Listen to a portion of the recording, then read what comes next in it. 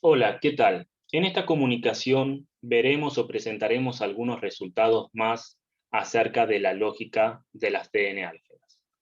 Primero veremos quiénes son estas DN álgebras, luego definiremos la lógica que consideramos asociada a las DN álgebras y por último veremos algunos resultados y propiedades con respecto a esta lógica. Cabe señalar que este trabajo se encuentra actualmente en desarrollo. Bien, comencemos primero con la siguiente definición y luego veremos qué relación tiene esta definición con la noción de DN álgebra. Un casi retículo distributivo será un semirretículo superior con último elemento que tiene la siguiente propiedad. Para cada elemento A del álgebra, el creciente principal generado por ese A, este creciente principal, es un retículo distributivo. Es decir, el creciente principal con el orden inducido por el semirretículo hace que sea un retículo distributivo.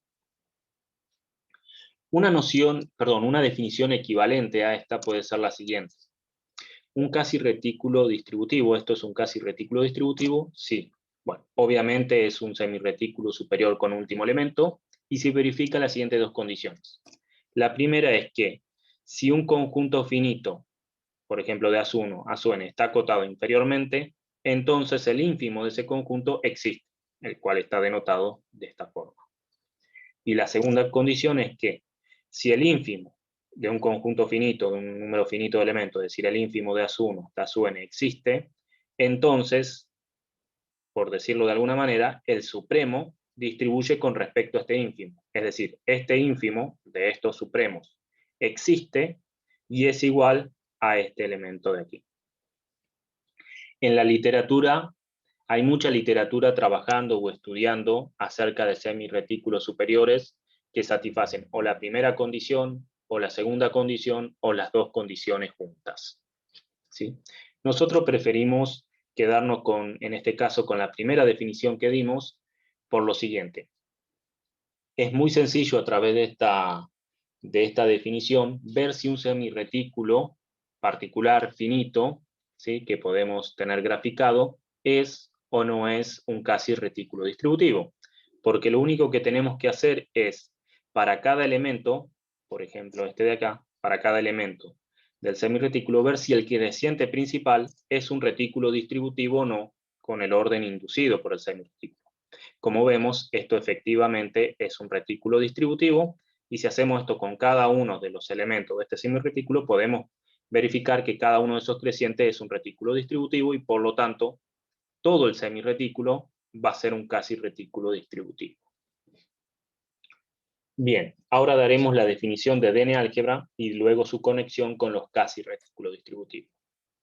Una DN álgebra va a ser un álgebra de tipo 3,0, es decir, donde M va a ser una operación ternaria que satisface las siguientes identidades.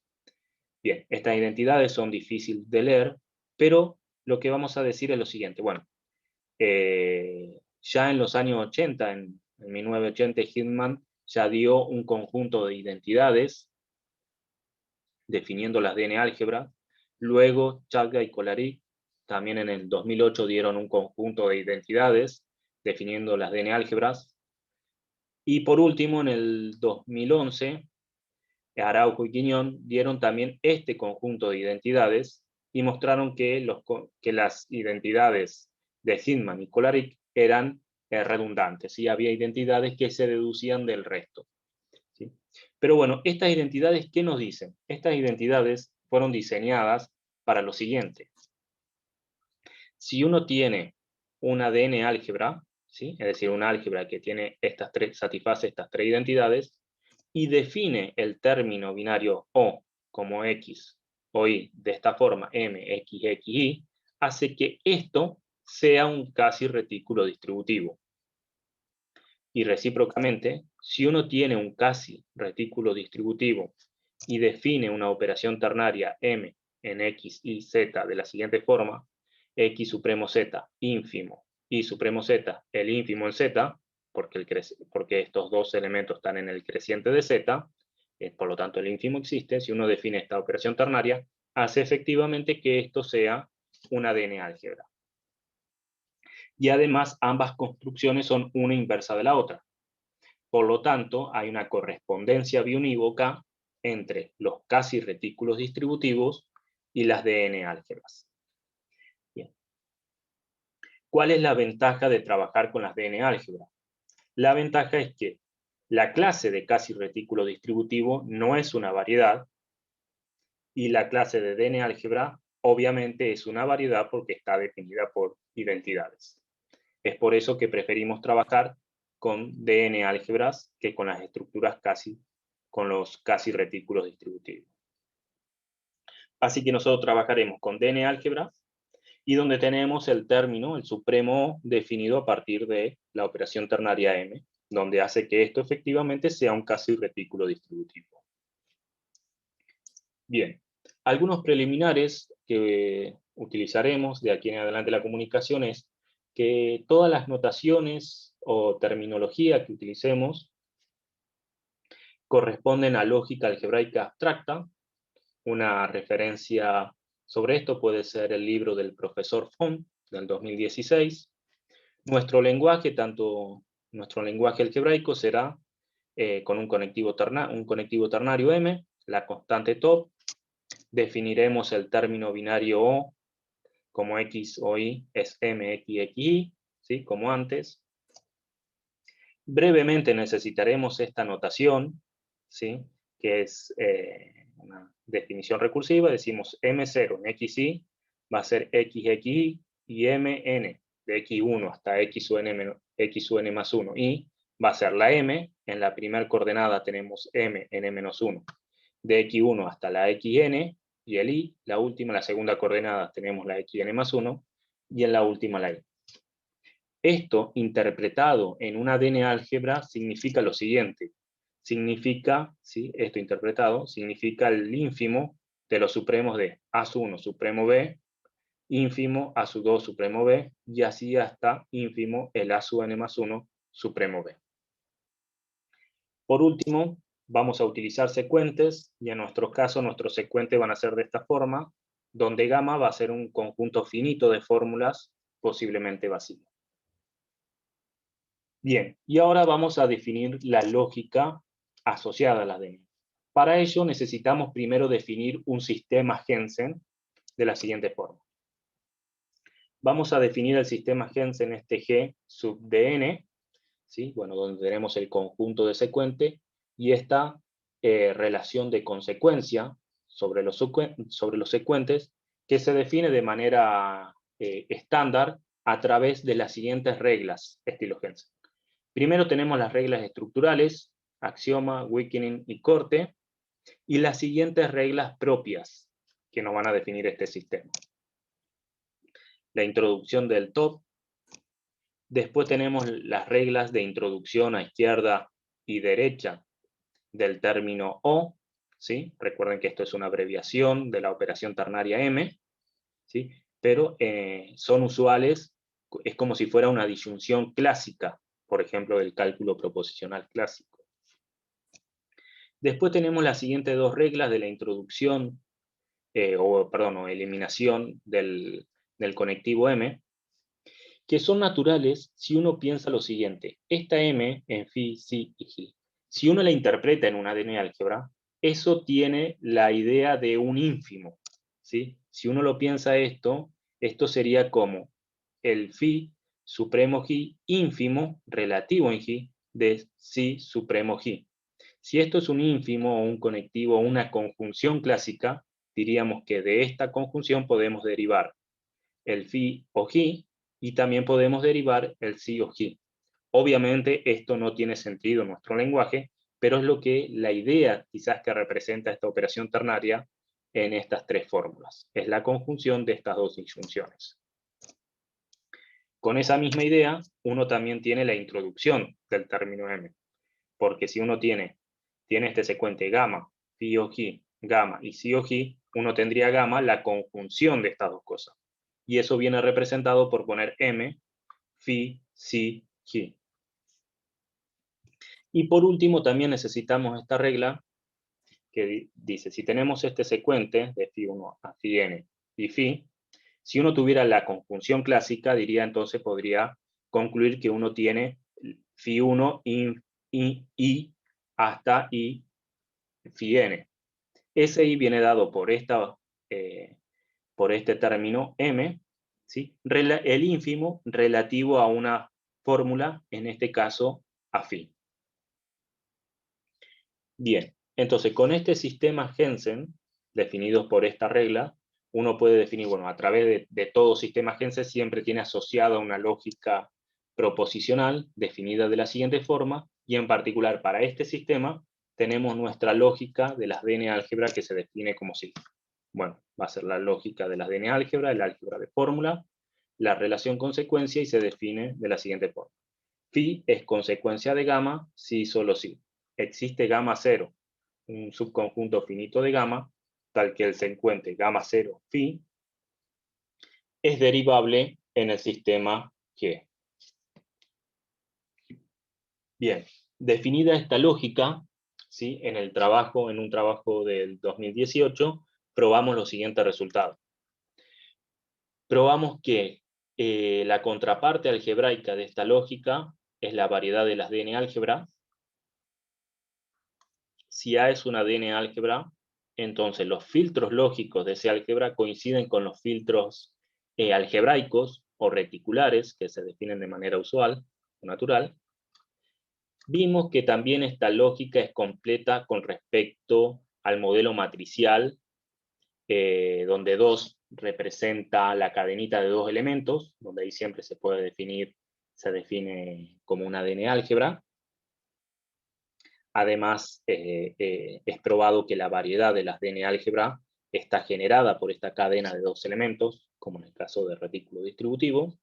Vimos que es completa con esto, es decir, para todo homomorfismo del álgebra de fórmula en 2, si hace todo esto 1, el homomorfismo, entonces ese homomorfismo también debe hacer 1 phi. Probamos que la lógica es fully self-extensional, probamos que es fregiana. Aún nos queda por chequear si es fully fregiana, y también probamos que la lógica no es protoalgebraica. Bien, entonces, ¿qué estamos estudiando en estos momentos? Bien, ahora tenemos, además de la lógica que definimos, ¿sí? Que nosotros dijimos o propusimos como la lógica asociada a las DN álgebra, la variedad de las DN álgebra tiene asociada de manera natural otras 2 lógicas. La primera es, teniendo en cuenta que cada DN álgebra tiene un último elemento, uno puede definir de assertional logic, la lógica asercional asociada a las DN álgebra, de la siguiente forma, como es de la forma usual. Phi es consecuencia de gamma si solo si. Como queremos que sea finitaria, ponemos esta primera parte que decimos existe gamma 0, un conjunto finito de gamma tal que para toda DN álgebra A y todo homomorfismo que interpreta las fórmulas en A, si h de gamma 0 es 1, entonces la interpretación de phi también debe ser 1. ¿Sí? Una lógica definida de forma natural. También, obviamente, todas las DN álgebras tienen un orden parcial asociado, porque en particular son un casi retículo distributivo. Entonces también uno podría definir la siguiente lógica de forma natural, conocida con el nombre de Order Rising Logic, o también se puede conocer como el nombre de lógica que preserva grados de verdad, asociada a esta clase de n, que se define como phi es consecuencia de gamma si solo si existe un conjunto gamma 0 finito de gamma, tal que para toda DN álgebra y para todo homomorfismo que interpreta las fórmulas en A, se verifica lo siguiente. Para todo A en A, si todas las interpretaciones de las fórmulas en gamma 0 están por encima de la, entonces h de phi también tiene que estar por encima de A. Es decir, que si consideramos que todos los elementos de A son valores de verdad, dice que si todas las premisas están acotadas o están por encima de este valor de verdad, entonces la interpretación de la conclusión también tiene que estar por encima de ese valor de verdad. ¿Sí? Y entonces la idea fue probar cuál es la relación entre estas dos lógicas y la lógica de las DN-álgebra. Obviamente, dado este resultado, uno ya podría esperar que la lógica de las DN-álgebra y esta lógica asercional coincidan, y lo que probamos también es que, bueno, que ese es el caso y que además también coincide con esta lógica basada sobre el orden. Las tres lógicas coinciden. Lo que refuerza aún más que podamos considerar a esta lógica, ¿sí?, a la SDN, como la lógica que es naturalmente asociada a la variedad de las DN álgebras. Bueno, las siguientes son unas propiedades que se deducen de forma directa, por ejemplo, de 1 a 6, directamente de las reglas Jensen que definen la lógica. Las reglas 7 y 8 simplemente hacen referencia a la condición de distributividad que satisfacen las DN álgebras. Y el siguiente objetivo, bueno, estas propiedades fueron, bueno, las noto acá porque nos sirven para probar el siguiente resultado, que es una caracterización de la congruencia en Leibniz de un modelo matricial. ¿Sí? Dado una matriz de esta lógica, uno puede caracterizar a la congruencia en Leibniz de ese filtro en el álgebra de la siguiente forma. AB está en la congruencia en Leibniz de F si solo si para todo C en A supremo C pertenece a F si solo si B supremo C pertenece a F. ¿Por qué necesitamos esta caracterización? La necesitamos para probar el siguiente resultado, que es una caracterización de los modelos reducidos de estas lógicas. ¿Sí? Entonces vamos a caracterizar a los modelos reducidos de esta lógica de la siguiente forma. Una matriz, ¿sí?, AF va a ser un modelo reducido de la lógica si solo si el álgebra A es una DN álgebra, el filtro consta de un solo elemento, el último elemento de A, y además A verifica la siguiente condición. Para todo AB en A, si A es menor estricto que B, entonces existe un C en A tal que A supremo C es distinto de 1 y B supremo C es igual a 1. ¿Sí? Y por lo tanto, de esta forma, hemos caracterizado todos los modelos reducidos de esta lógica.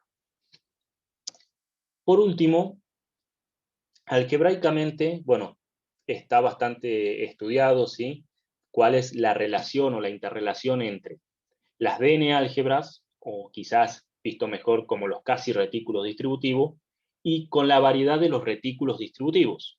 Entonces, como sabemos, los retículos distributivos son la contraparte algebraica del fragmento conjunción-disyunción-top del cálculo proposicional clásico. Entonces nos planteamos decir, bueno, ¿cuál es la conexión entre la lógica de las DN álgebra y este fragmento?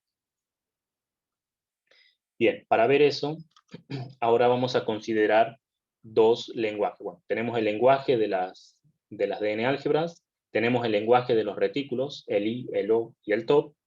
Obviamente tenemos las álgebras de fórmulas, ¿sí?, para los dos lenguajes.